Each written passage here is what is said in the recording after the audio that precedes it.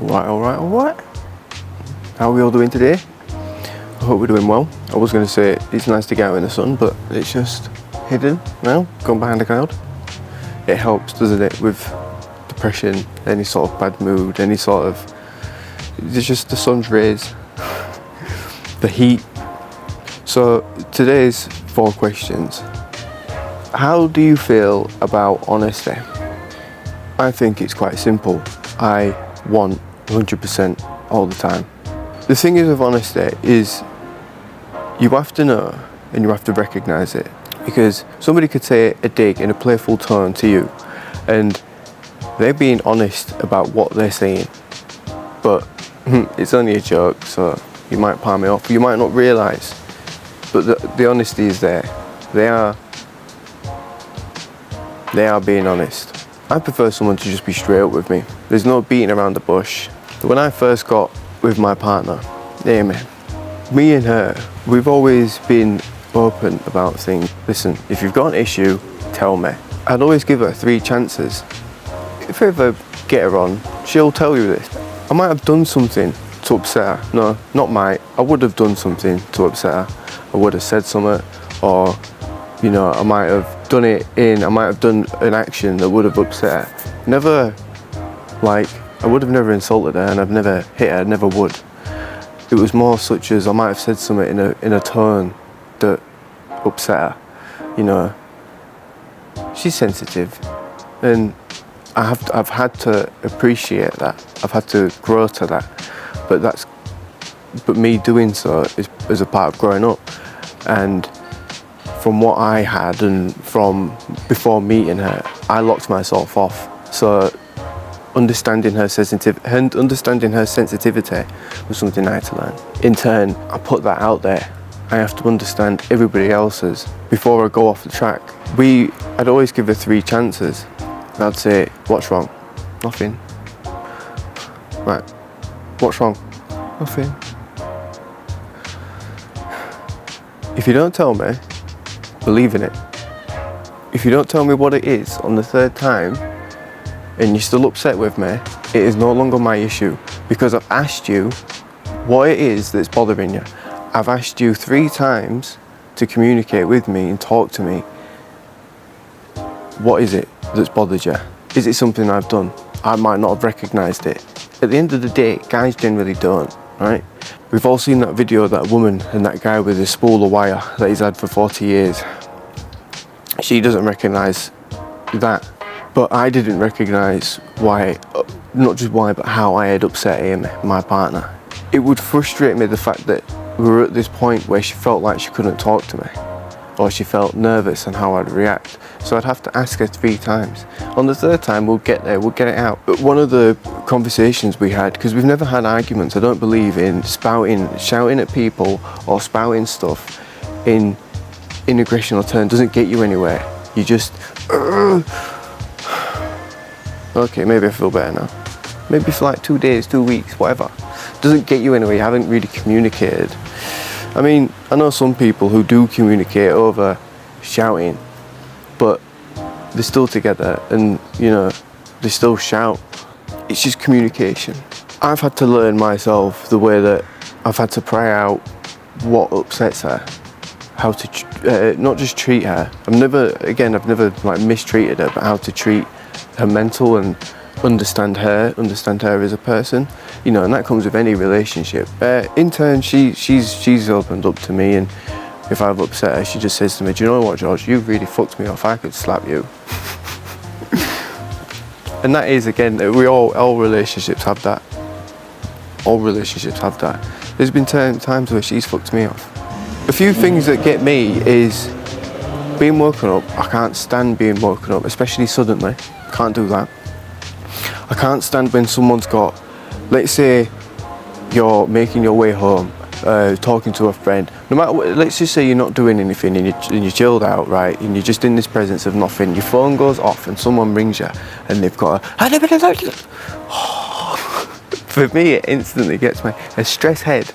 Somebody's stressed on one end of the phone, no, it just sets me off. I'm like, calm down, chill out, explain to me properly, otherwise you're not going to get what you want from it, and it's going to just vex me. It's just going to fucking grind my gears. I've learned that. I've learned that a lot of things that I've done, I've reacted in anger. You know, it's just been my go-to emotion. I've had to learn and recognise that when that part is coming, when it's just, and I'm like, hold on a minute, quickly see something else, another angle, another perspective, another point of view. To round off, honesty. How do you feel about it? My next question is, why do we focus on negatives more than positives? I've done it so many times where, especially in depression, and I suppose that's what keeps you there and what makes depression what it is. You think, this isn't going anywhere, I'm not going anywhere, what's going on? Well, was it because I didn't pass my driving test at this age? Was it because of this job interview that I didn't get? No matter what it is, no matter if it's, I went to the gym today and I did my personal best and I benched 80 kg. I didn't do that. I didn't squat my personal best of 200 kg. Why didn't I do that? Like, we focus on the negatives more than the positives. And it's funny because I was doing a little bit of research on it, not a massive amount, but there's a science behind it, and it's, you can use that motivation, the negative, as a driver, you know, as to, well, this is why I didn't do it. My mental state wasn't good. I had already done 40 minutes on upper body. I was already worked, you know, tired. We focus on negatives more than we do positives, which is a shame. You know, as a kid, your parents always seem to focus on the positives. You know, you got a gold star, you got a certificate, you got your swimming medal, you know, well done. And if you got told off, you got either got smacked, grounded, or an electronical device taken off you, depending on what it was, or go to bed early, or you don't get any pudding, you know, you don't get your finish off with, or your sweet treat. But as we grow up, as we get older, you know, life seems to weigh us down, you know, with bills and with getting a job and finding time for things and enjoying life and enjoying what we want to do, and, you know, a lot of negatives. It becomes easier, I guess, to focus on the negatives more than the positives. You know, I guess we've always got to try see the silver lining to things and try see a positive, which takes effort and takes a bit of willpower. It takes commitment, you know, especially in a world like today where you've got negatives just pushed in your face, and it's kind of up to you to go and look at the positives. I mean, positives also get pushed in your face, you know, you've got silly reels and funny videos and all sorts, and if you go on YouTube you can search for stuff. But in the mix amongst all of that, there's a lot of chaos.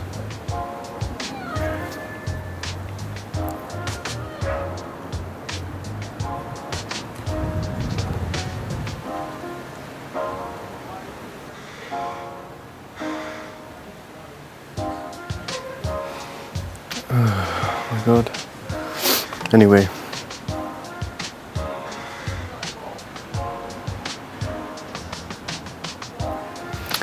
I had to move this because we were getting warm. I was getting concerned.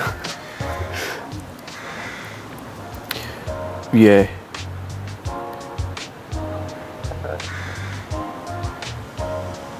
In and amidst all the chaos, I think, in and amidst all the chaos, I want to create a space where we can talk and discuss, and a space where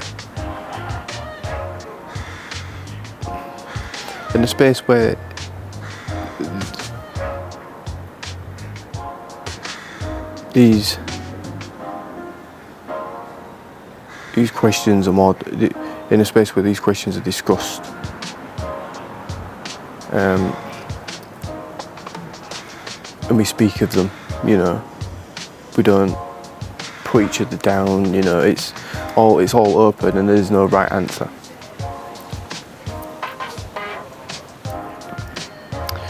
Have you ever heard of the term Dutch courage? That's my question.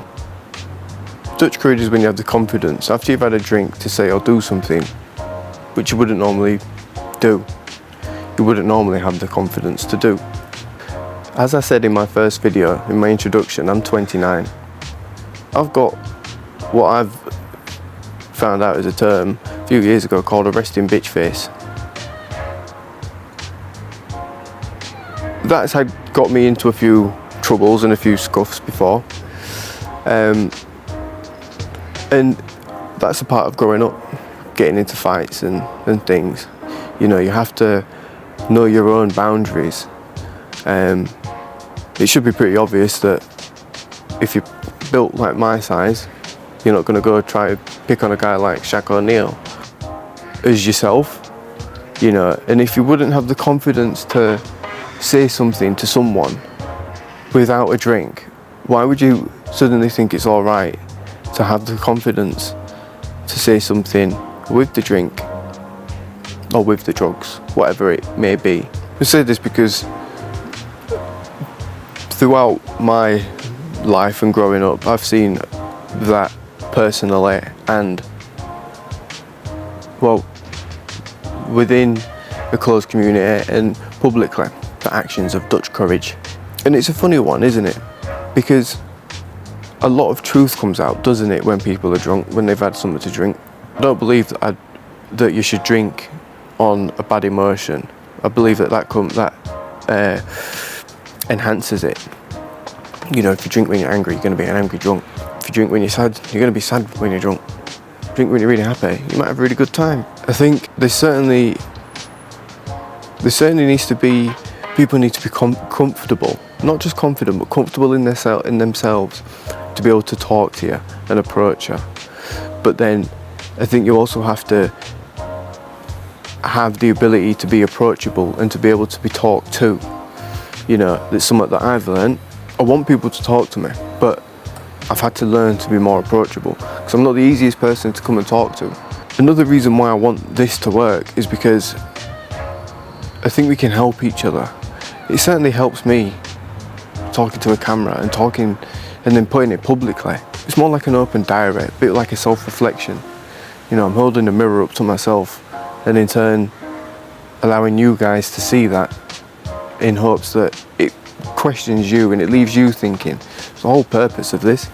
So Dutch courage. Is it just confidence or is it something that is lurking beneath the surface? Is there something more deep to it? And let me know what you think on that one, because I'd like all of them, I'd like to know your opinions on them. But I think that one is a good one for the masses. Why do people get the confidence to do things with Dutch courage? I do try and bring you some honest questions, bring you some honest thoughts. And one that I've always struggled with, and I still do, is why do we bottle things up? If you imagine a bottle of Coke, Fanta, whatever, a bottle of a carbonated drink, beverage.